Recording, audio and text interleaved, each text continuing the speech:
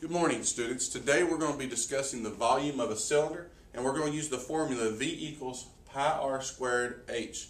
Now, if we look at our cylinder, the r, we're going to find the midpoint. We're going to measure to the outer edge, and that's going to give us our radius, which is half of the diameter.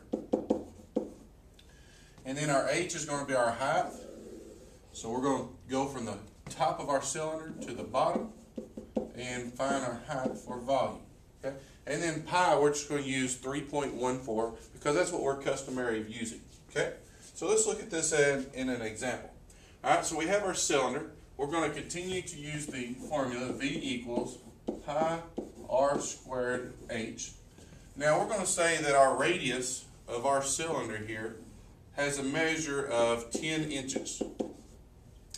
And then we're going to say the height of our cylinder has a measure of 48 inches.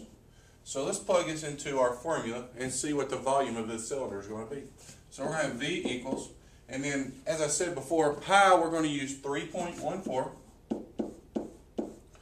times r squared. Well, we look at our cylinder. Our radius for the cylinder is 10 inches. Don't forget your units. And then we're going to square it times the height. Our height of our cylinder is 48 inches. And once again, don't forget your units. Okay? Now the first thing we need to do in our formula here is we need to square our 10 inches. So we're going to bring our 3.14 down times, well, what is 10 squared? Okay, it's not 10 times 2, but it's 10 times itself. So 10 times 10 gives us 100 inches and times 48 inches.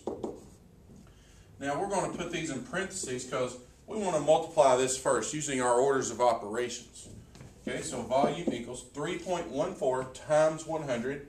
That gives us 314 inches times, bring our 48 inches down. So volume equals 314 times 48 will give us 15,072 inches. Now, but because we're dealing with volume, volume is always going to be cubed. So how much water could our cylinder hold? It could hold 15,072 inches cubed. Now, if we want to look at it in another term, that means this would convert over to 65 gallons of liquid. Thank you, and I hope you learned a little bit about the volume of a cylinder.